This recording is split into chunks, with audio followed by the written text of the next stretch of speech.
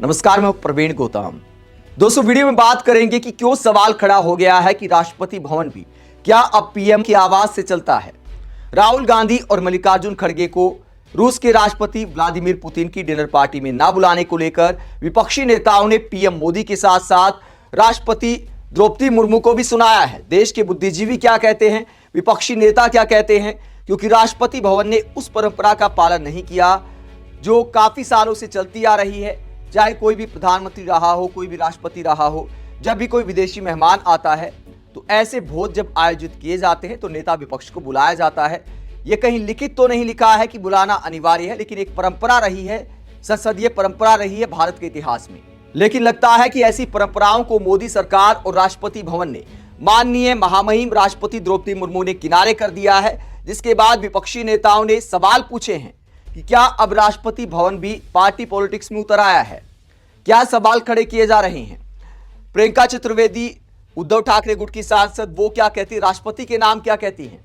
वो राष्ट्रपति भवन के नाम ट्वीट करते हुए कहती हैं कि डियर राष्ट्रपति मैडम, लोकतंत्र में आपकी भूमिका निष्पक्ष होती है। आपकी जिम्मेदारी संवैधानिक मूल्यों को कायम रखना है और इसमें सरकार और विपक्ष दोनों शामिल होते हैं। ये दुर्भाग्यपूर्ण है कि किसी विदेशी मेहमान के स्वागत में होने वाला राज्य भोज सरकार द्वारा हाईजैक कर लिया गया ताकि विपक्ष के नेताओं को दूर रखा जा सके। ये लोकतंत्र के लिए शुभ संकेत नहीं है। ये सिर्फ सत्ता पक्ष की छोटी सोच को दिखाता है। कृपया उनकी चाल में ना फंसे, उनके हाथों में ऐसा टूल किट ना बने जो लंबे समय से चली आ रही संवैधानिक परंपराओं और रीति रिवाजों को कुचल दे। तो प्रियंका चतुर्वेदी ने राष्ट्रपति द्रौपदी मुर्मू पर सवाल उठाए हैं कि आप आखिरकार सरकार की राजनीति का हिस्सा क्यों बन गई। कम से कम विपक्षी नेताओं का कुछ तो सम्मान राष्ट्रपति भवन को रखना चाहिए था। प्रियंका चतुर्वेदी के अलावा रिटायर्ड आईपीएस यशोवर्धन झा आजाद क्या कहते हैं। वो कहते हैं कि प्रधानमंत्री नरेंद्र मोदी द्वारा पुतिन के सम्मान में होने वाले आधिकारिक डिनर में विपक्ष के नेता राहुल गांधी और खड़गे को ना बुलाना शिष्टाचार की कमी को दिखाता है। मतभेद अपनी जगह है, लेकिन विदेशी मेहमानों के सामने हमें अपने लोकतंत्र की स्वस्थ तस्वीर पेश करनी होती है। बिल्कुल आपको किसी भी सांसद जैसे थरूर या किसी और को बुलाने का अधिकार है, खासकर उसे जिसे आप अपने पक्ष में ला सकने की उम्मीद रखते हो। लेकिन लोकतंत्र की मर्यादा यही कहती है कि विपक्ष के नेता और सबसे बड़े विपक्षी दल के अध्यक्ष को निमंत्रण दिया जाना चाहिए। तो यशोवर्धन झा आजाद सवाल उठाते हैं कि शशि थरूर को तो बुला लिया, लेकिन राहुल गांधी और मल्लिकार्जुन खड़गे को नहीं बुलाया। क्या शशि थरूर कांग्रेस को रिप्रेजेंट करते हैं? क्या कांग्रेस के अध्यक्ष हैं? क्या नेता विपक्ष हैं? तर्क दिया जा रहा है कि वो संसद की जो विदेशी मामलों की स्थायी समिति है उसके चेयरपर्सन हैं। अगर संसद की कार्यप्रणाली में शशि थरूर के पास विदेशी मामलों की समिति का चेयरपर्सन का पद है तो राहुल गांधी के पास भी एलओपी का पद है, मल्लिकार्जुन खड़गे के पास भी राज्यसभा में एलओपी का पद है। ऐसे में अगर आपने शशि थरूर की कुर्सी का सम्मान किया तो राहुल गांधी और मल्लिकार्जुन खड़गे का भी सम्मान रखना चाहिए था राष्ट्रपति भवन को। सरकार के साथ साथ लोग शशि थरूर पर भी सवाल उठा रहे हैं कि भैया, अगर कांग्रेस से इतनी ही दिक्कत हो गई है, अगर आला कमान के मान सम्मान की परवाह नहीं है तो कांग्रेस छोड़ क्यों नहीं देते। जब डिनर पार्टी में उनसे सवाल किया गया, राहुल कंवल ने सवाल किया कि क्या आप कांग्रेस छोड़ने वाले हैं, तो डिनर पार्टी में क्या कहा शशि थरूर ने, वो बयान भी आपको सुनाएंगे। पहले बात करते हैं कि देश के पत्रकार इस पूरे मसले पर क्या कहते हैं। रादीप सरदेसाई क्या कहते हैं। वो कहते हैं कि बड़ी दिलचस्प बात है, पुतिन के सम्मान में होने वाले राष्ट्रपति भोज के लिए राहुल गांधी और मल्लिकार्जुन खड़गे को निमंत्रण नहीं मिला, लेकिन शशि थरूर प्रमुख मेहमानों में शामिल हैं। जैसे जैसे राजनीति और छोटी होती जा रही है, समाज और ज्यादा बढ़ता जा रहा है, ये सोचा जाता है कि कम से कम राष्ट्रपति भवन इन चीजों से ऊपर रहेगा। तो राजदीप सरदेसाई ने भी राष्ट्रपति भवन पर सवाल उठाए हैं कि पार्टी पॉलिटिक्स से कम राष्ट्रपति भवन को तो ऊपर रहना चाहिए था। इसके अलावा दीपक शर्मा शशि थरूर पर कटाक्ष करते हुए कहते हैं, मुश्किल अंग्रेजी शब्द बोलने के अलावा शशि थरूर में ऐसा कुछ भी नहीं जहां उन्हें राजनेता की श्रेणी में रखा जा सके। और आज थरूर ने अपनी इमेज और गिराई। पुतिन के डिनर में जब खड़गे और राहुल को न्योता नहीं दिया गया था तो थरूर को अकेले नहीं जाना चाहिए था। अगर सरकार के खास आयोजन में वो ललक कर शामिल होना चाहते हैं तो पहले उन्हें कांग्रेस छोड़ देनी चाहिए।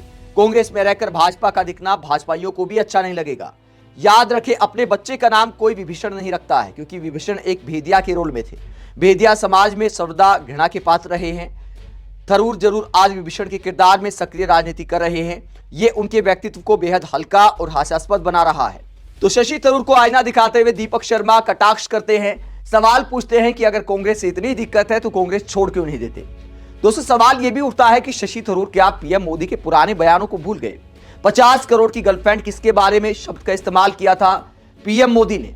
ऐसे अपमान को आखिरकार कोई नेता कैसे भूल सकता है? लेकिन लगता है कि शशि थरूर उन तमाम अपमान को भूल गए हैं और भविष्य की संभावनाएं तलाश रहे हैं। जब उनसे कांग्रेस छोड़ने को लेकर सवाल किया गया, एनडीटीवी के एंकर राहुल कंवल ने सवाल किया डिनर पार्टी में कि क्या आप भविष्य में कांग्रेस छोड़ने वाले हैं? तो क्या जवाब दिया, क्या सवाल किया गया और क्या जवाब दिया शशि थरूर ने? राहुल कंवल ने सवाल किया कि आपके राष्ट्रपति भवन आने को लेकर काफी चर्चा रही। कई लोग कह रहे थे कि आपकी मौजूदगी को लेकर उतनी ही उत्सुकता थी जितनी राष्ट्रपति पुतिन को लेकर। शशि थरूर जवाब देते हैं, नहीं, असल बात यह है कि कई सालों तक ये परंपरा रही है कि विदेश मामलों की समिति के चेयरमैन को राष्ट्रपति भवन के हर भोज में बुलाया जाता था। मैं कई बार आया हूं, खासकर राष्ट्रपति प्रणब मुखर्जी के समय तक, लेकिन फिर रवैये में बदलाव आया और कुछ सालों तक डिसइनविटेशन जैसा माहौल रहा। मैं खुश हूं कि अब ये परंपरा फिर शुरू हुई है। ये लोकतांत्रिक दृष्टि से अच्छा कदम है। यानी शशि थरूर इस बात को मानते हैं कि बीच में मोदी सरकार ने उन्हें भी बुलाना बंद कर दिया था। लेकिन अब क्या खास हो गया है? अब खास ये हो गया है कि शशि थरूर का झुकाव पीएम मोदी की तरफ हो गया है। पीएम मोदी की फोटो पोस्ट करते हैं, उनकी तारीफ करते हैं सोशल मीडिया पर, तो अचानक शशि थरूर बीजेपी के चहेते बन गए हैं। शायद इसीलिए उनको अब बुलाया गया है। आगे कहते हैं, मैं कई साल बाद आया हूं, शायद अब सरकार ने अलग आवाजों को शामिल करने का निर्णय लिया है। मतलब शशि थरूर को बुला दिया तो अचानक सरकार लोकतांत्रिक हो गई शशि थरूर की नजर में। आगे कहते हैं, और सच कहूं तो विदेशी देशों से जुड़ी बातचीत, माहौल और चर्चा को समझना हमारी संसदीय समिति के काम के लिए जरूरी होता है। तो ऐसे लॉजिक देते हैं, इस बात को भूल जाते हैं कि सरकार ने अगर अलग अलग आवाजों को शामिल करने का निर्णय लिया है तो राहुल गांधी को क्यों नहीं बुलाया? राहुल गांधी इतने भी हल्के नेता नहीं है कि पुतिन के सामने वोट चोरी के नारे लगाते। तो किस बात से डर गए आखिरकार पीएम मोदी और राष्ट्रपति भवन ने क्यों नहीं बुलाया एलओपी को? इसके बाद कांग्रेस छोड़ने का जब सवाल किया जाता है तो क्या जवाब देते हैं? राहुल कंवल सवाल करते, जब आप कहते कि आप अपने कन्विक्शंस को नहीं छोड़ते, इसका मतलब यह है कि आप कांग्रेस पार्टी नहीं छोड़ रहे। शशि थरूर जवाब देते हैं, यह बेकार का सवाल है। मैं कांग्रेस का सांसद हूं, मुझे चुने जाने में मेरे मतदाताओं ने भरोसा दिखाया है।